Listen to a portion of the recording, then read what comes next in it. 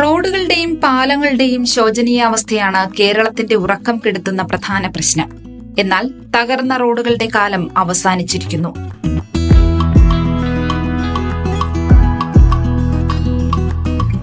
ലോകോത്തര നിലവാരത്തിലേക്ക് പാലങ്ങളുടെയും റോഡുകളുടെയും നിലവാരമുയർത്തിക്കൊണ്ടാണ് പൊതുമരാമത്ത് മന്ത്രി PM മുഹമ്മദ് റിയാസിന്റെ നേതൃത്വത്തിൽ വികസനം പടികടന്നെത്തുന്നത്. കിഫ്ബി പദ്ധതികളിലൂടെ അനവധി റോഡുകളാണ് കേരളത്തിൽ അങ്ങോളം ഇങ്ങോളം നവീകരിക്കപ്പെട്ടത്. ആലപ്പുഴ ജില്ലയിലെ മാത്രം നടപ്പിലാക്കിയ പദ്ധതികൾ തന്നെ അനവധിയാണ്.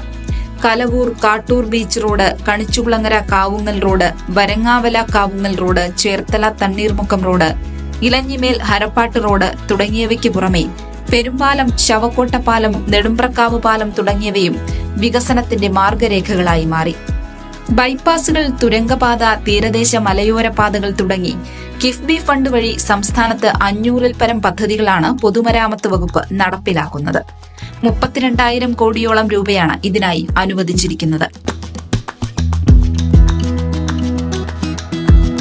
തിരുവനന്തപുരം കരമന കളയിക്കാവിള പാത, കുട്ടിക്കാനം ചപ്പാത്ത് മലയോര പാത, അങ്കമാലി കൊച്ചി എയർപോർട്ട് ബൈപ്പാസ്, മൂവാറ്റുപുഴ പെരുമ്പാവൂർ ബൈപ്പാസുകൾ, വയനാട് തുരങ്കപാത തുടങ്ങി നിരവധി റോഡുകൾക്ക് വേണ്ടിയാണ് കിഫ്ബി പണം ചെലവഴിച്ചിരിക്കുന്നത്.